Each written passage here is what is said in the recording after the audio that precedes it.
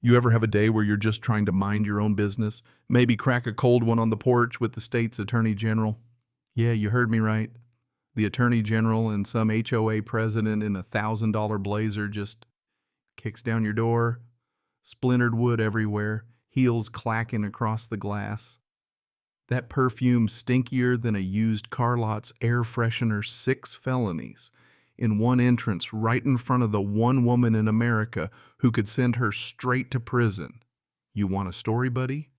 Pull up a chair. You're not going to believe how far this rabbit hole goes. Let me back up a sec. 6 months before all that, if you'd told me some power-hungry HOA psycho would try to bulldoze my entire life for a couple bucks, I'd have laughed you off my dock. Name's Marcus Henley, 52, retired after 30 damn years running power lines through mud and ice all over this county. Finally living the dream on my grandfather's fishing cabin, 2 acres on Clearwater Lake, place Pop bought in '63 for $800. Yeah, $800. Try not to cry, real estate folks. The place isn't fancy, but it's heaven. Hand-hewn logs, a stone fireplace Pop built with his own hands, a porch that sings when the wind hits just right. Solar panels, well water, that old off-grid life. Every morning that mist rises off the lake, I think about Pop saying, "The land picks you, Marcus. If somebody wants it bad, find out why. There's always a reason." And boy, did she want it.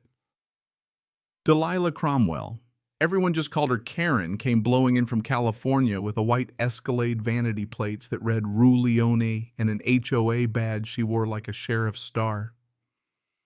Her plan, turn our scruffy little lake community into some upscale resort, and anyone who didn't fit the vibe well, they'd get steamrolled. Funny thing, 3 old couples sold their cabins within 2 months of her arrival. Just a coincidence, right? Sure. Her opening move came at 7 a.m. on a Tuesday. I'm on my porch drinking coffee, watching loons when I hear this click, click, click across my dock designer heels on my property. Next thing I know, she's slapping a citation on my screen door, unsightly dock structure. Fine, $500, fix it or else. My Pop and I built that dock together when I was 12. Suddenly it's a threat to the neighborhood. I tried being reasonable, explained my cabin predates the HOA by, 40 years or so. She just stands there, hands on hips, sweetie. Everyone answers to me. Ask the Hendersons. The Hendersons who'd mysteriously sold out after 23 years. I started to feel that cold knot in my gut. She's snapping pictures of my solar panels, my vegetable garden. Pop's hand-carved railings like she's prepping a sales brochure.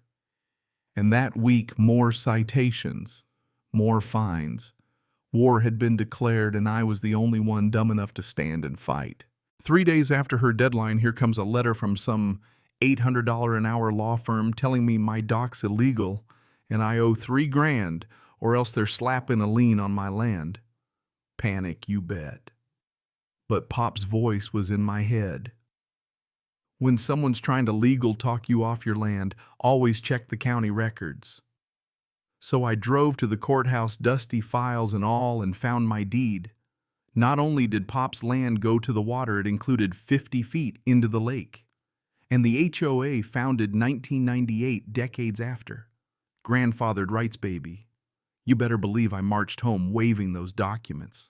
Didn't matter. That very day, Karen blocked my driveway with her Escalade, just sat there reviewing parking regulations. And before I knew it, she'd rallied the whole neighborhood. Beautification committee Facebook posts about eyesores, neighbors suddenly crossing the street to avoid me. Old friends like Tom and Susan Martinez quietly admitted Karen had pressured them to complain or face their own citations. Mr. Peterson window boxes. The couple with the new baby playground equipment. She's got something on everyone, Tom whispered, eyes darting around like Karen might be hiding in the bushes. That night, orange spray paint on my mailbox, comply or leave. Caught her plate on my camera, but when I called the sheriff, guess who showed up? Deputy Chad Cromwell, her nephew. Shrugged it off. Probably just kids. Pop always said, sometimes you need bigger guns.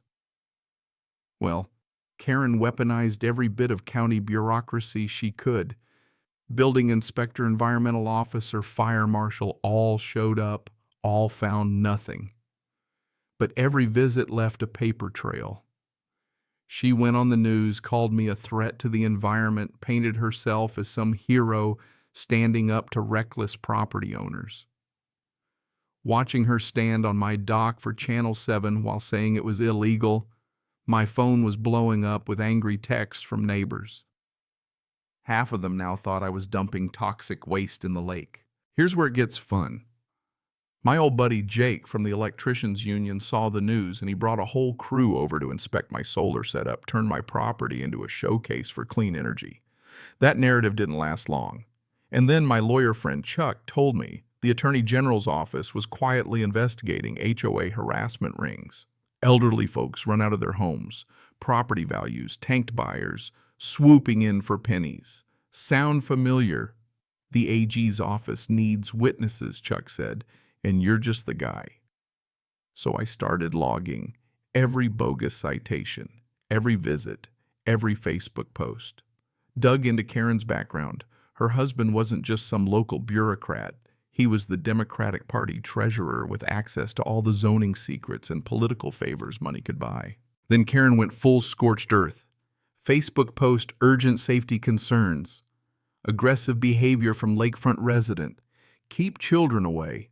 Within hours, everyone had me pegged as a dangerous lunatic. She filed for a restraining order.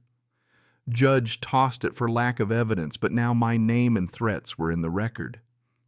It was working, my peace, my legacy. Everything Pop built, it was all on the line. That's when the cavalry arrived for real this time. Retired Judge Bill Carter Pop's old fishing buddy showed up with coffee and legal advice. She's counting on you, feeling isolated. Don't give her the satisfaction. The VFW Post, the Historical Society, even the environmental group all spoke up for me. But Karen started targeting them too. Anonymous tips, bogus complaints. She tried to break every ally I had. It was a psychological war. Every morning, a new crisis, but every move she made was more desperate and more obvious. I kept digging. One of Karen's violation notices had a tiny line, fines payable to Lakeside Estates Community Improvement Fund. Betty at the county clerk's office helped me pull the HOA's public filings. $280,000 for dock repairs never done. $150,000 to Cromwell Grounds and Maintenance, her brother-in-law's company founded right after she took over.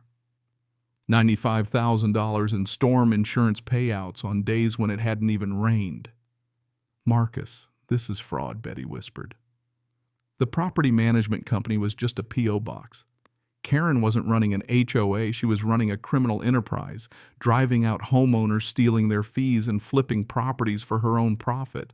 The Attorney General's office, FBI, my union buddies, everyone got involved. We prepped the perfect sting. Hidden cameras, media on standby agents all over the woods. The trap was set. Karen couldn't resist. She sabotaged my solar panels, tampered with my septic system, sent in anonymous tips about everyone who helped me. But every act was documented. Every friend she targeted became another piece of evidence. The day the Attorney General showed up for our big meeting, Karen went for broke, live-streamed herself, kicking down my door, screaming about government persecution, waving her phone around like a badge. And right there in front of 3,000 live viewers, the state's top prosecutor stood up, showed her badge, and read Karen her rights. FBI agents stepped in. Karen's face just crumbled, her whole army of online supporters watching in real time as she was cuffed, booked, and driven away in her own Escalade. 3 months later, she's sentenced to federal prison, $340,000 restitution lifetime, HOA ban. Her husband gets 18 months for conspiracy. The HOA dissolves faster than sugar and coffee. We built something better. A volunteer association, no mandatory fees, just neighbors again. Pop's Cabin is now a model for sustainable living tours every month, veterans housing funded by our annual festival. The folks who were run off came back. Mrs. Patterson even threw a block party.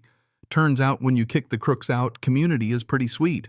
Now I sit on this porch watching the sun sink over the lake, the loons calling, no more certified letters, no more heels on my dock, just peace. Netflix even filmed a documentary about the whole saga. Guess I'll have a guest cabin for other folks fighting their own HOA nightmares. So tell me, what would you have done? Ever had a power-tripping neighbor try to run your life or steal your home? Drop a comment, share your battle scars. Trust me, you're not alone. If you want to hear more stories like this, hit subscribe. Next week. I'll tell you how a city councilman tried to shut down a veteran's food truck until the owner's Pentagon buddies decided to drop by for lunch. Thanks for sticking with me. Here's to the stubborn folks who stand their ground and the communities that have their backs.